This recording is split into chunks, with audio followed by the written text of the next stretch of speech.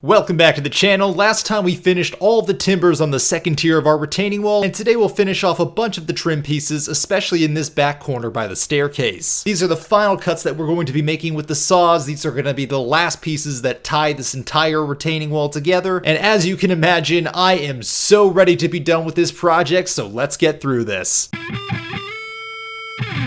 There's really two things that we're looking to do here. The first is properly trim up everything both around the wall that we have as well as at the edge of the stairs to try to make those two sections line up. And then we'll add a little bit of flair, a little finishing pizzazz to try to make this thing look so much better. And I know you're probably thinking to yourself, hey, this already looks so great considering that you're a clueless idiot on the internet who's never done this before. And while I absolutely wholeheartedly agree with you, there are still some tricks that I know of that'll make it look even nicer than this. And here you can see the secret trick that I'm going to be doing. I'm going to be adding a chamfer to the edge of some of these last boards. And I want to note that this board here is not one of the final pieces that we're going to be including. This was just a test piece that was already chewed up, so if I ruined it, I wouldn't have been too mad. But as you'll notice, the cut on the left side of this is not all the way through. I had an issue where my saw stopped cutting altogether. Now this circular saw has also previously had an issue where it's just really sketchy every single time I use it, and it's been like that since it was initially gifted to me, and I strongly suspected that was just because it had a dull blade, so instead of cutting through things, it would just grab and then rocket itself back towards my torso. Now needless to say, having a saw rocket at your torso every time you pull the trigger is not exactly a good idea, so I went ahead and spent $20 to get a fresh saw blade, knowing that this one being so much sharper would solve hopefully all of the issues that I was having. And with that said, I went ahead and installed this brand new shiny saw blade, picked up my practice board, did a few more cuts so I was really confident that I could get this 45-degree angle down, and then started moving on to some of the other pieces that would later be permanently attached. And to make all of these cuts, I measured how far the saw blade was from the actual guide on the end of the saw. I did some quick math, figured out how far down the side I had to mark on these boards, and then used my speed square as a guide to make sure I got a perfectly square cut, put the edge of the saw guide directly up against that, and got this nice cut on each of these boards. I did that first on all the boards that would become end caps, then for the boards that tear down on that back side of the retaining wall. Because those are already fastened into place, I know I wouldn't get another shot at those, so I built up my confidence before going for it, and the only difference here was instead of going 1 inch in on the edges, I was going 2 inches in to take off a bigger chunk because the edges of these corners got pretty chewed up. I also had to increase the depth of the cutting saw to make it through that because I was taking off more wood. And this circular saw always had more than enough power since it was given to me, but now that it actually had a sharp blade, it made very quick work of all of these corners, and it did so without trying to rocket itself into my stomach. So in my mind, being at lower risk of disemboweling myself is already pretty cool, but even cooler is seeing all of these blocks with the final cuts, especially these end caps. I think these came out so good, and once we get these stained, it is really going to highlight these chamfers, and I think it is going to look phenomenal. One place I do want to note that I did not notch is this corner right here. I just thought it would look weird if I have this perfectly square corner the whole way up and then a notch on only the one side. And beyond that, I have this bolt right here very close to the edge. I didn't want to hit that with the saw blade, but also I didn't want to take away a bunch of the wood around it and potentially cause it to crack or chip away over time. So for that reason, this one is staying untouched and we are going to continue on. And by continue on, I mean look at the forecast, realize it was going to rain, and then put away a bunch of our tools. But because we no longer had any cuts to make, that meant I could put away a lot of this equipment permanently for this project, rather than just putting it back on the inside of my garage so it blocked my steps every time I was trying to go out to my car. While that may seem like it's something relatively small and insignificant, that was a huge deal to me because it meant I no longer had to trip over a miter saw every time I was trying to go to work in the morning. And jumping to the next morning, you can see we did get a decent amount of rain overnight. My immediate concern was this wood was now wet and didn't have enough time, sunlight, or temperature to properly dry it out. And it's mainly a concern because the next step would be to stain all of this. Specifically all these end pieces, I want to get them stained before I install them because if I put them directly next to that staircase and I happen to slip with the paintbrush or with the spray gun, I am going to permanently stain red that gravel or the staircase that are next to it. Needless to say, I don't want to do that, and that is not going to look as good, so I had to avoid that if possible. So you can see here, I stood these up and angled them toward the sun to try to maximize their surface area and to get them to dry as quickly as possible. And while I was still planning to get the staining done today, I did realize one other problem problem as well. A lot of the dirt from where we dug the trench is pretty high up, even relative to that second tier of the retaining wall, and it's relatively close. So when those mounds of dirt got hit by some of those heavier raindrops, it did splash the dirt up and onto the second tier of the retaining wall, and specifically because these rows are staggered a half-inch back from one row to the next, it couldn't just cleanly drip down, and a lot of it settled on those little steps. Which means while I was waiting for everything to dry, we also had an excuse to break out the old heavy-duty brush and start cleaning this up. I started by using this coarse brush that I actually originally bought to wash off my rooftop before I instead decided to use a pressure washer. The goal here being to keep this thing dry so it could actually put stain on it and have it adhere properly and not look like some sort of weird diluted color solution, meant that I couldn't use the pressure washer here, and the pressure washer ran the risk of kicking up more dirt. Just like the first tier, I was planning to use the spray gun to apply it to the majority of the area, and the other problem was I needed to know the stain was going to go low enough on this wall that it would get to an area that would be buried once we actually leveled everything back out. There was a chance in some of these sections that some of the gravel might still show through, depending on how much dirt we had to redistribute. So for that reason, I also took the small hand shovel and tried to carve away a little bit of that gravel to give myself an extra 3 or 4 inches to spray paint, just to have some added confidence that when we sprayed everything and then pushed the dirt back up, that we would be seeing red at least all the way to the ground and wouldn't have any unstained portions visible, because that would look atrocious. But the real benefit of cleaning off everything right then was to give everything more time to dry so that I could start staining earlier. To begin, I was going to be doing all those trim and end pieces because they weren't attached to anything and they had more surface area, so they were most likely to dry out first. So I set up this big piece of cardboard as my makeshift spray booth just to prevent a little bit of overspray and discoloration, mostly to prevent overspray from getting on the wall behind it, because I didn't want to have one section on the wall that was substantially darker than the surrounding areas. That just wouldn't have looked good. So then I went ahead and sprayed all of those trim pieces and end caps, followed by making my first pass around this second tier of the retaining wall, getting the entire exposed ground layer, and then following it up by hitting the back top edge of the retaining wall, which is hopefully going to be covered in gravel in the end product, but there's still likely to be a couple inches at the top visible, so I wanted to make sure at least we had that covered, again for the same reason that we didn't have anything exposed that wasn't already stained. From there, I had just enough stain already mixed up that I went ahead and did the first coat for the entirety of this second tier, and while it does appear to have some blotchiness, I actually had the same issue when I did the first tier of the retaining wall, and as I figured out on the first tier of the retaining wall, that is from the grain structure of the wood, so everything would eventually dry to be a single color. Having been absolutely thrilled with the progress of getting this all stained in a single shot, I was ready to call it a day and started to clean up, including putting everything away and cleaning out my spray gun. But while the feeling of accomplishment was great, I decided to prolong it and try to ride the high by doing a little bit more. You know what? On second thought, I changed my mind. It's still light out. This has had enough time to all flash off. It's dry enough to kind of work around at this point,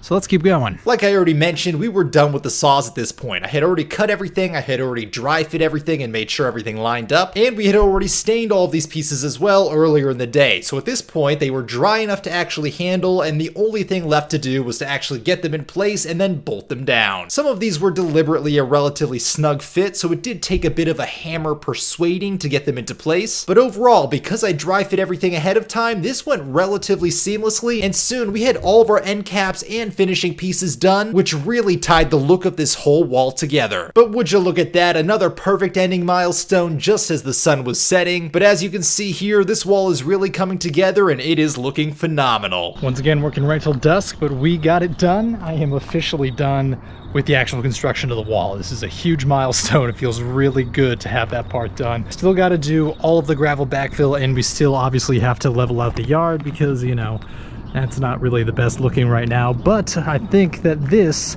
is a good stopping point for now. So thank you guys for watching, and I will see you next time.